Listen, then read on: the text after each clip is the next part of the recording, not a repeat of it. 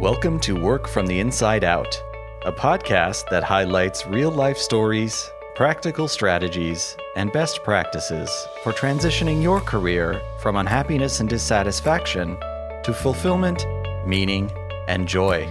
Now here is your host, career and executive coach, Tammy Guler-Loeb. Hey, everybody.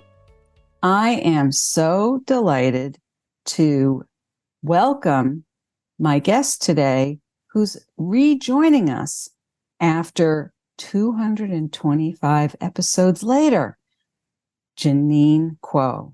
Janine is the owner and designer behind Quotations, a Brooklyn, New York-based collection of greeting cards and gifts that reflect and celebrate a diversity of identities and life experiences.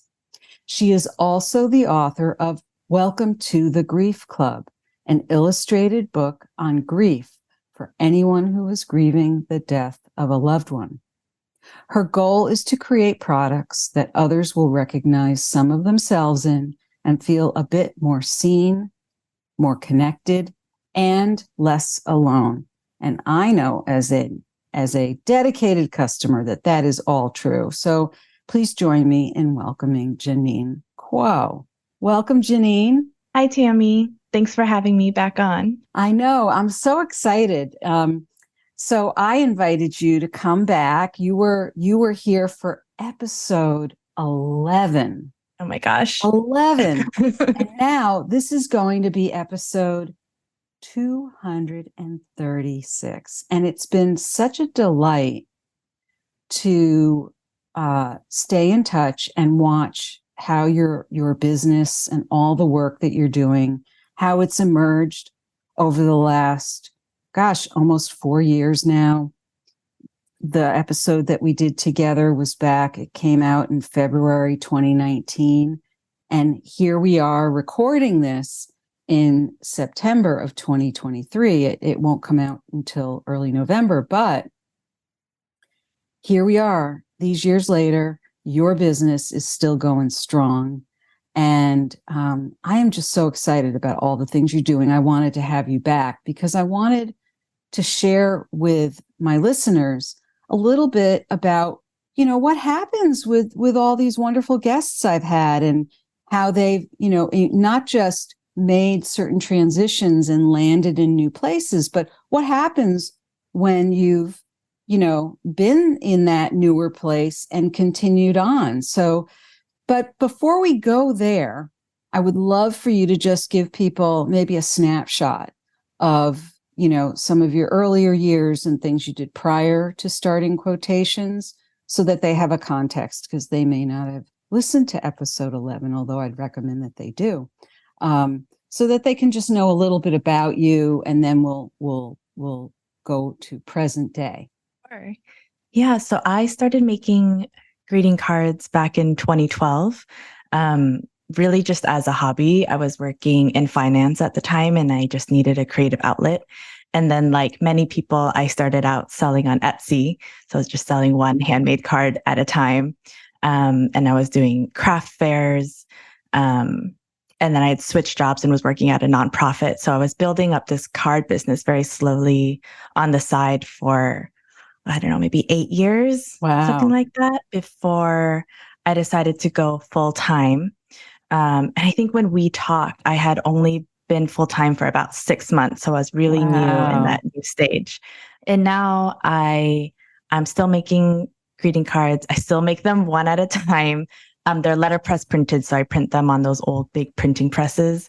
But now I'm selling online through Etsy, through my own shop. I'm in about maybe 250 retail stores. So I've really grown the wholesale side of the business. And as you mentioned, I wrote a book that started in 2019 and it came out last year. So that's also been a very long labor of love. And I also know you have other products that you've created as well. Tell us about those. I know you have stickers and bandanas and larger prints of some of your designs. So tell us about the whole line from Quotations. Yeah, so I've also expanded my product line. So as you said, I sell a lot of stickers now, which I love. And I love that they're having a resurgence. Yeah, they're great. Uh-huh. I have art prints, bandanas, tea towels, little zines, so little booklets. Yeah. So like I have one that's like how to take care of your introvert, or like what to do when you're in a depressive spiral. So those are fun. And my newest products are, I launched washi tape and magnets this year. Yes. So I'm having fun experimenting with lots of different products. And they're all, I'm not, this is an unpaid advertisement, but I have many of those products in my house now, and they are so much fun. I love your work, and I love the quality of what you put out there. It's really, really wonderful. And the messages behind all of it. So you started in finance, and then you went into the nonprofit arena. And then when you were starting to make the cards to have this outlet, and you were putting things up on Etsy, did you have any intentions of thinking, wow, maybe I would do this full time one day? Or when did you kind of turn that corner and say, I want to do this full time? I really didn't at first. I never had aspirations to be an entrepreneur or even like a full-time artist. I don't have any sort of formal art background. I think after I'd been doing it for a number of years, maybe 5-6 years, the idea started in my head because I was working, a full-time job, but I was like making cards in the mornings, at night, on the weekends. And so, I was thinking, I wonder what else I could do with this business, or I wonder how I could grow it if I just had more time to invest in it. So it was in my head for a long time, but it took me a while to get there, to feel ready, and to feel confident, like this is a step I wanted to take. Sure. And now it's been close to 5 years now that you've been doing this full time. Yeah. And you make each card individually. That's amazing. Yeah. That is amazing. So there's a little bit of love in each card. That's the way I see it. I'm glad you see it that way. That's kind of how I think about it myself. Like each one is just a little bit different because they are all like hand pulled through the press.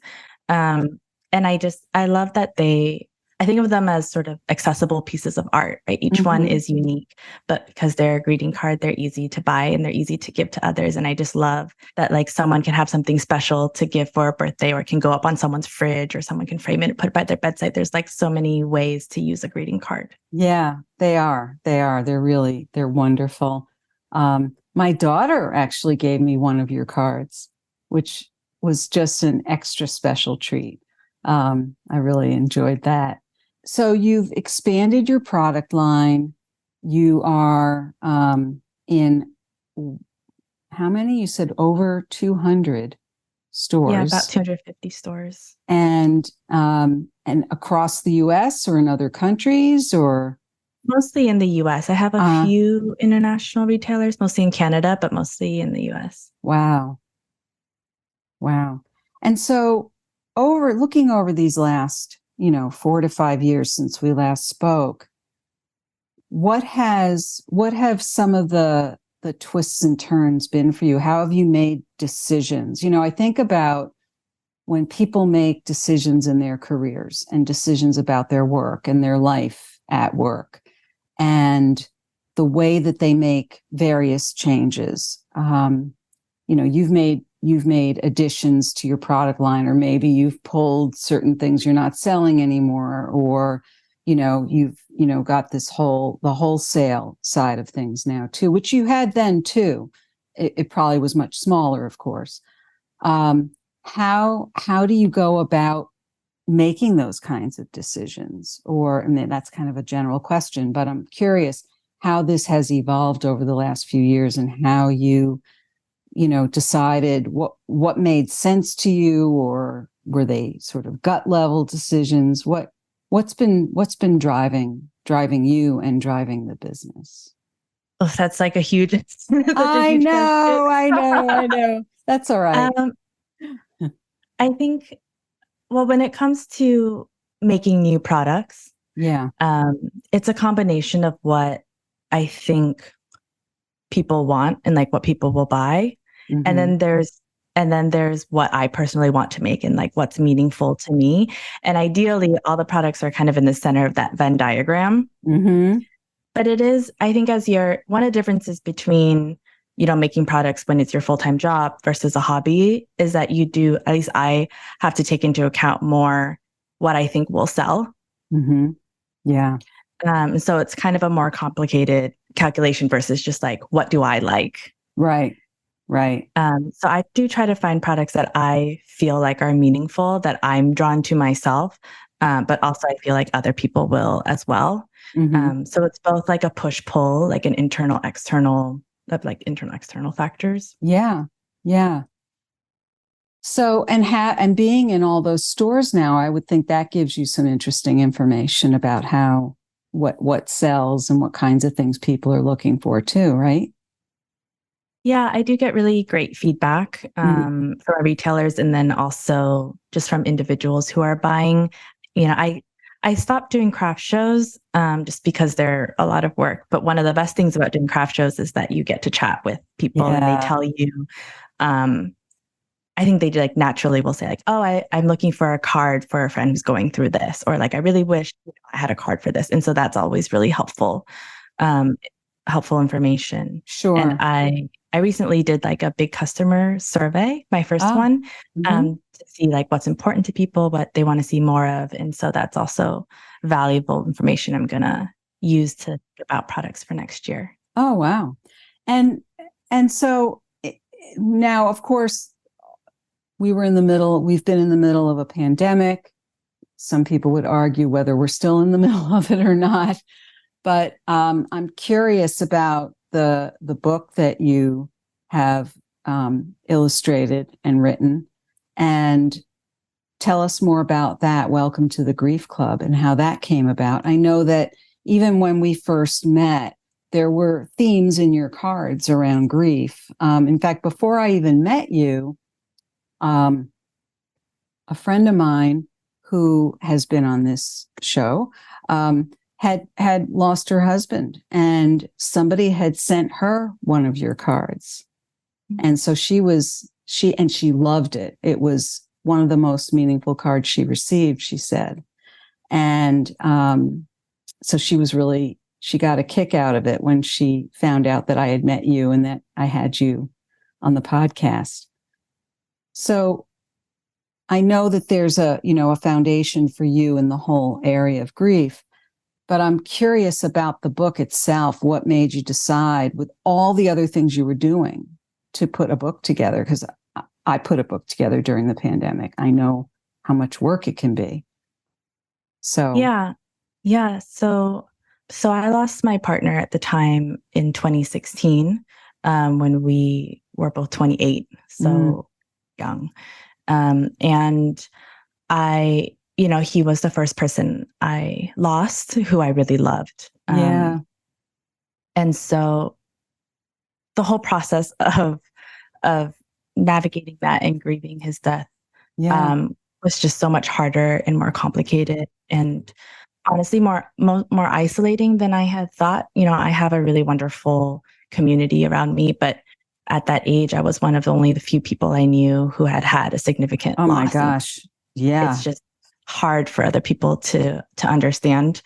Um, and so I started making sympathy cards, like as a way for me to process my own grief and Wow. tell myself the things that I thought I needed to hear, Mm. sort of outside of the usual platitudes that you hear.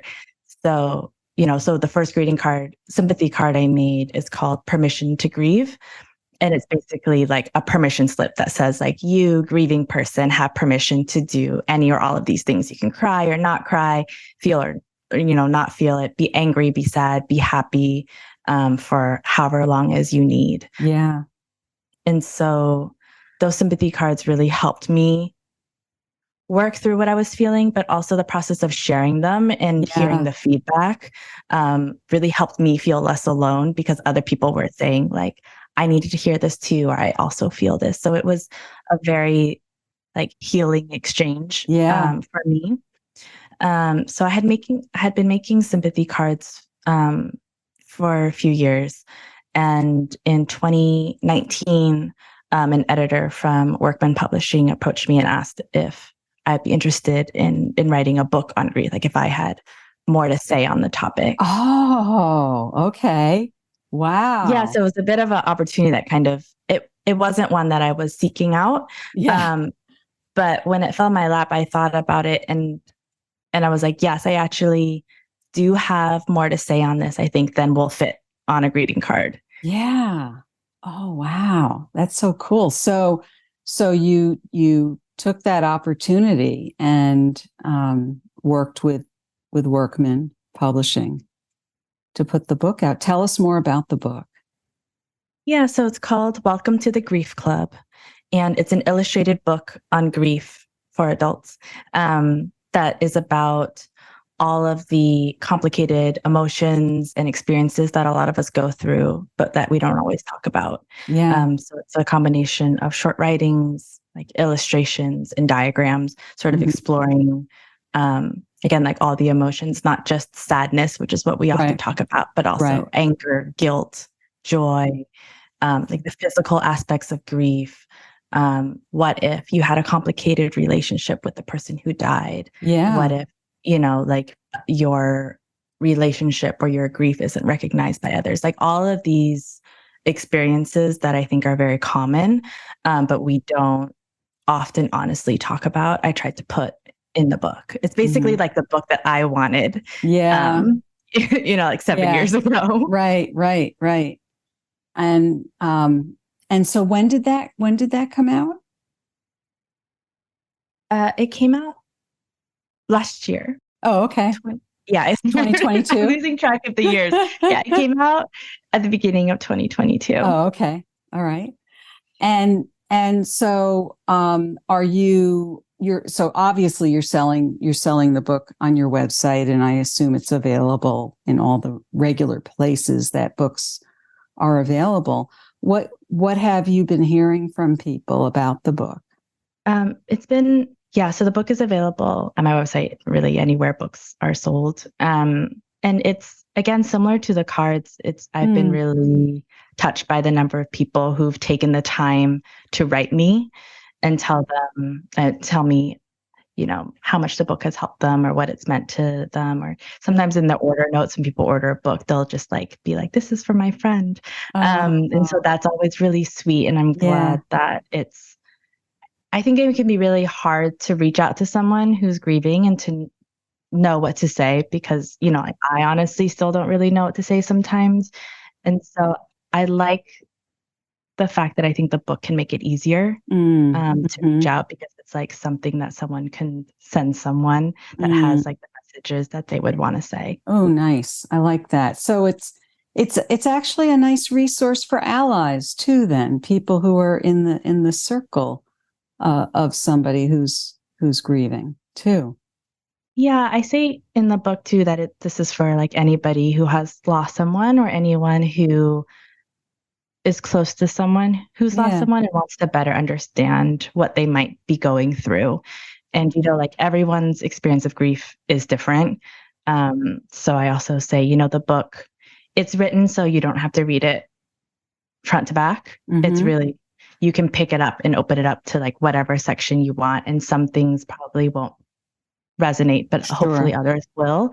And, I think that someone can find something in there that they can relate to, no matter, who they are, who they lost. What an accomplishment. I mean, that must have really just given you just another layer and level of healing for your own grief, to be able to do something like that, and to be recognized, I think, by an external entity like a publishing company to come to you. Because so many people who are trying to publish a book, and they're trying to get a publisher to take them on. And I just think that's so wonderful that that you had that opportunity. I'm sure you're glad that process is over, though, because you're busy with so many other things, like making one card at a time, right? Yeah, I mean, I'm so grateful for the opportunity, and I had a really, really wonderful team at Workman. I felt very supported throughout the whole process as an author, but also as someone who is writing about something so personal. Right. So I got really lucky with that. I wrote it similar to you during the pandemic. So I got my book deal in 2019, before we even knew what was going to happen. Yeah. But I started writing it in earnest in 2020. And so writing a book about grief in the middle of the pandemic was was really difficult. So, again, I'm grateful for the opportunity, but yes, I'm glad. I'm a bit glad that it's over. Yeah. Yeah. Well, and once it's out there, though, it's something that you can continue to offer to people, and it's a wonderful resource. Unfortunately, it's something that we all probably can access and use, at some point in our lives, because it's something we all go through at some point. Unfortunately, you went through something like that at a much younger point in your life. But how wonderful to be sharing all of this with people and expressing yourself so creatively, but also you've got this, vibrant business. And I know that there are other themes that cut across your business as well. So you have birthday cards and congratulatory kinds of messages and all kinds of wonderful things. What is it looking like today in terms of the business? Tell us a little bit about, if you think back, when we first spoke, you had, you were still, everything was so new full time. Now you've been full time almost 5 years. Does it feel like, oh yeah, I do this thing, I own my own business and I do this thing, or does it still have that new feeling, or what is it like today to be running a business? I feel both ways about it. Like, I do think that I feel more, I don't know, empowered maybe to say, like, yes, I am an entrepreneur. Yes, I have my own business. Because I've been running it for years now. So I can very firmly say, like, yes, I'm still here. It still feels very new. I don't feel like everything's up and running and I'm just kind of, phoning, like, everything I'm still trying to figure out. We were chatting a little bit before we started recording, and I was telling you that I feel a little bit at a crossroads now. So when we first talked, I was, as you said, like, very new, and I was building like all these processes, and I was trying to figure out the operations of everything. And it was just me. And it was just like me working like all day, all the time. Right. And that was working well for me. Yeah. And now, 5 years later, it's become like, as the business has grown, it's become harder to be a one-woman business. And so I have brought in some extra help to help with fulfillment, to help with my bookkeeping. So that was a change for me to learn how to, like, let go of things. But it's been wonderful. And I wish I had done it sooner. But it's still pretty much just me. And so I'm trying to figure out how to make this business more sustainable for myself, while also keeping the handmade elements, like keeping the things that I think make it special. And so I'm hoping to make some changes next year. Or some experiments next year to see how I can balance those two. Right. Yeah. And there's probably no one right answer to all of that, right? We were talking before we hit record and saying, there's lots of different ways. It's like a blessing and a curse all at once. I hear people say, oh, I want to be in business for myself so I have more flexibility. Well, and then there's so many choices to be made about what that's going to look like, and not knowing what's going to work. You really do have to experiment to some extent. Even if you were to talk to, 5 other people who run businesses that, at least on the surface, look like they're similar to yours, it's still not the same, because you're also putting in a very, I'd say a very personal touch into what you're doing. And there's a certain way in which you like to work. And there's, so there's all these different layers of how you've built the business and then what you put into it. And so it has to feel right to you.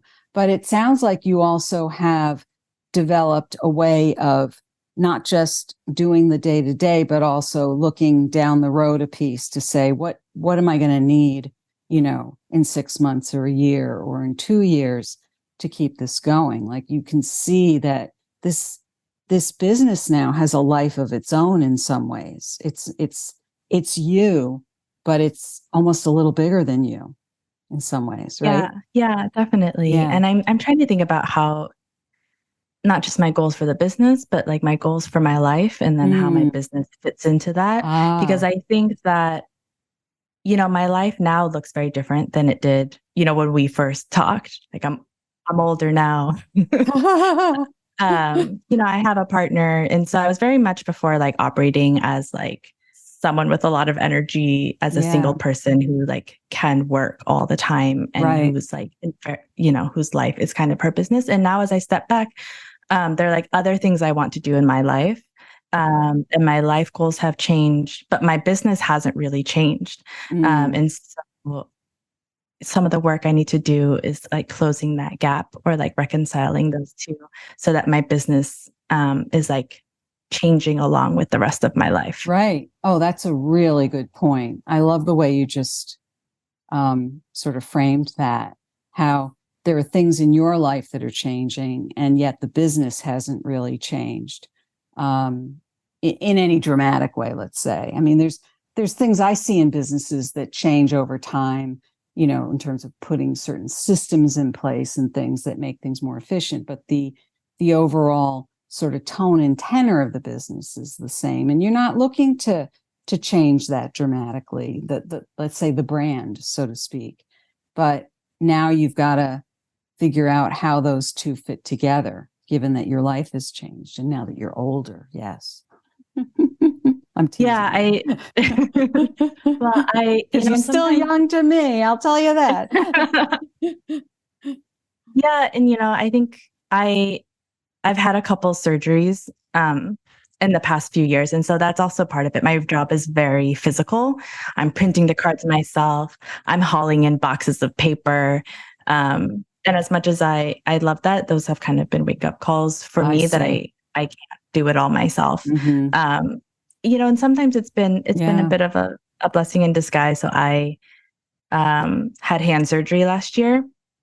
And so I physically could not pack orders myself. Yeah. And that prompted me to, at that point, I was still shipping everything out of my home. Wow. But that prompted me to like get a studio, hire somebody to help me pack. Because I just hit a point where I just couldn't do it myself. And actually, it's been a really wonderful change. That's nice. That's nice. And everything does get packed so lovingly, I will say, having received your packages. It's really special. So it sounds like you've got some ideas on the horizon in terms of really making your life and your work and your company fit in. Is there anything on the horizon that our listeners might be intrigued to hear about? Anything we haven't talked about here that we want to touch on? I'm thinking about maybe starting to think about another book. Oh, okay. All right. And I'm not quite sure. Yeah. I don't know what your process is for a book, but I think sometimes there's like an idea in my head and I don't know what it's going to be. Like, is it going to be a sticker? Is it going to be a card? Is it going to be a whole book? Is it just going to be a series of blog posts? Oh, I love that. Yeah. But I've been thinking a lot about anxiety, which I have a lot of, and uncertainty and change and like how to navigate that. So I don't know. Great topics. I'm not really sure where I'm going with that, but like these are things that I want to explore more, write about more, create about more, and see what it'll become. Well, and those are things I think have really risen to the surface those are things that are present for many, many people, right? And yet I think this pandemic really shined a bright light on those things in ways that you can't even pay lip service to them anymore. When I think about, like, we live in uncertain or unprecedented times. You hear people say that for years and years and years. And it's like, no, this really qualifies. Nobody really, other than the scientists, the medical professionals saw the pandemic coming, but the average person did not. And so I think it was just such a harsh, reality in many of our lives that, yeah, there's this uncertainty. And what does that bring about? It brings about anxiety. It brings about all these other things that occurred along with it. Not that you're writing just about that, but I can see where there would, like Welcome to the Grief Club. I could easily see another book or something in your product line that would definitely help people to feel not alone with those things.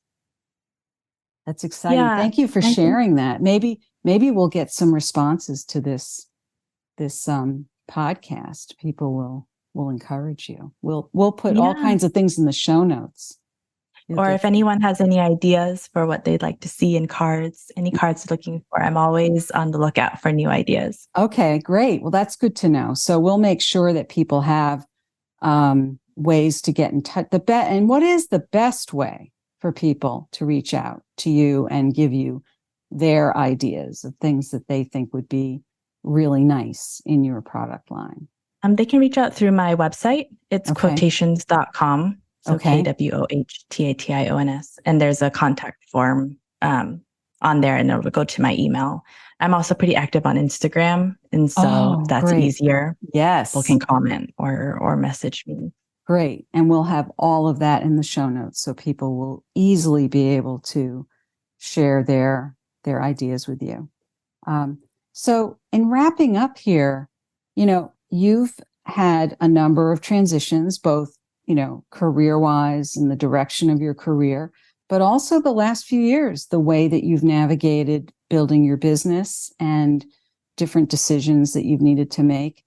And a lot of our listeners are in the process of trying to decide what they might want to do next.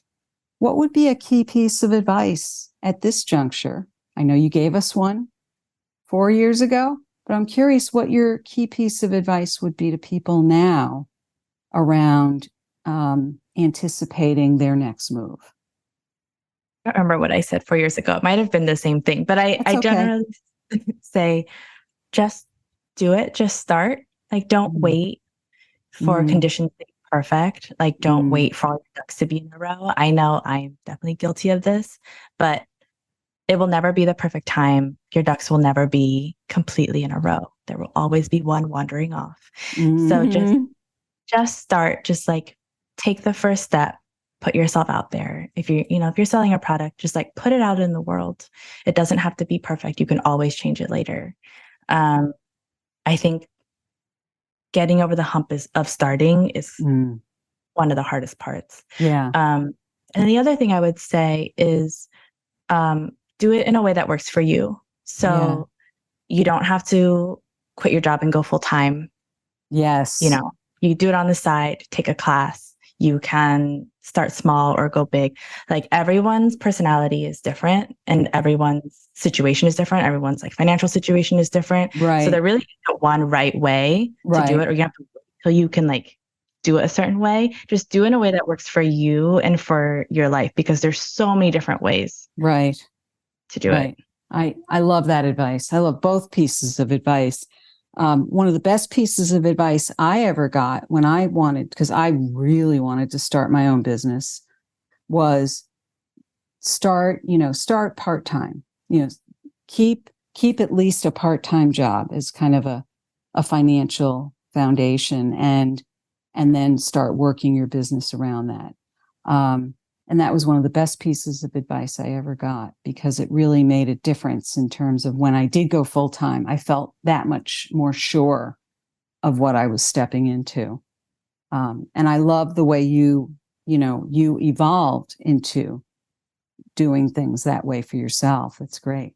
Janine, it's been so much fun to be in touch. I know we will continue to be in touch and to see how Quotations has continued to flourish and grow and really touch people in a way so that they don't feel alone, and more connected. And I think in a way that's probably so vital for all of us to just feel that sense of connection. I appreciate being connected to you. So thank you for being here today and coming back and sharing more of your story and what's going on. Yeah, thank you for having me back on the podcast and for creating the space for conversations like this. I always enjoy talking to you so much. Oh, thanks. I hope you enjoyed my interview with Janine Kwoh. It was so interesting to speak with her again and learn about her progress over the last few years and what she's doing currently. What is your key takeaway from our interview? If you are interested in any of the resources mentioned today, you can find them in the show notes on my website at tammygulerloeb.com/podcast. Just look for episode 236. Are you anticipating your next professional move? Check out my award-winning book, Work from the Inside Out, Break Through 9 Common Obstacles and Design a Career That Fulfills You. It's available through my website, Amazon, Barnes & Noble, independent bookstores, or through your local library. If you were inspired by this episode with Janine, please share it with your friends and colleagues, and please do subscribe so you don't miss the next episode. Remember, subscribing is always free. Are you enjoying the podcast? It would mean so much to me if you would write a brief and honest review on Apple Podcasts. Just go to my website, tammygulerloeb.com/podcast. Click on the Apple Podcast button and follow the instructions provided there. You can also help sustain this podcast by buying me a cup of coffee. Just go to buymeacoffee.com/TammyGL. Since this podcast is self-funded, your support is acknowledged and appreciated. Thank you so much for listening. And remember, it's never too late or too impossible to increase your sense of fulfillment and satisfaction in your work and other meaningful activities. Let me know how it's going for you. I'd always love to hear from you. Bye for now. Thank you for listening to the Work from the Inside Out podcast. For more information, you can find us at www.workfromtheinsideout.com.